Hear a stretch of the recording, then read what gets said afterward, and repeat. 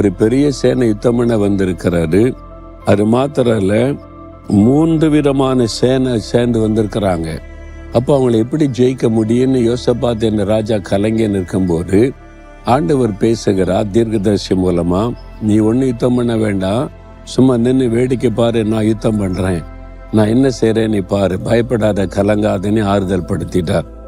ஆண்டவர் பாருங்க, ஒரு பெரிய அற்புதத்தை செய்து பெரிய வெற்றியை கொடுத்தார்.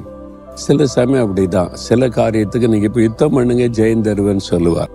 சில காரியத்துக்கு யுத்தம்லாம் பண்ண வேண்டாம், சும்மா இருங்க நான் பார்த்துக்கிறேன் அப்படின்னு கர்த்தர் யுத்தம் பண்ணுவார். ஒரு சமயம் அப்படிதான், ஒரு பெரிய காவல்துறை அதிகாரி பெரிய ஒரு பிரச்சனை வேணும்னே இல்லாத பொல்லாத காரியத்தை வச்சு எங்களை நெருக்க ஆரம்பித்து பெரிய ஒரு வேதனை உண்டாக்கி கொண்டிருந்தார்.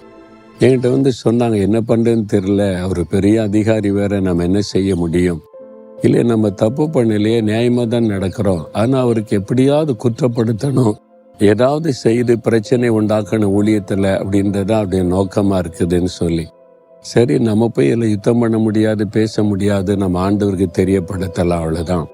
ஆண்டவர் சொன்னா சும்மா இருங்க, ஜஸ்ட் கீப் குவாய்ட், நான் யுத்தம் பண்றேன்னு சொல்லி பாருங்க. கொஞ்ச நாள் அமைதியா இருந்த அவ்வளவுதான், கர்த்தர் பார்த்து கொள்ளட்டும் அப்படின்னு சொல்லி. இல்லை நமக்கு தெரிஞ்ச மினிஸ்டர் இருக்காங்க, அவங்க இருக்காங்க, யார்கிட்டையும் போக வேண்டாம், நமக்கு ஆண்டவர் தான், அவர் பார்த்து கொள்வார் அப்படி ஜெபம் பண்ணோம். பாருங்க, அவர் ஆண்டவர் யுத்தம் பண்ண என்ன நடக்கும், அவர் தப்பு பண்ணாரு, லஞ்சம் வாங்கினாருன்னு அவர் மேல குற்றம் சுமத்தி அவமானப்படுத்தி டிரான்ஸ்பர் பண்ணி அனுப்பிட்டாங்க. காணும், இப்போ யுத்தம் பண்ற ஆளை காணும்.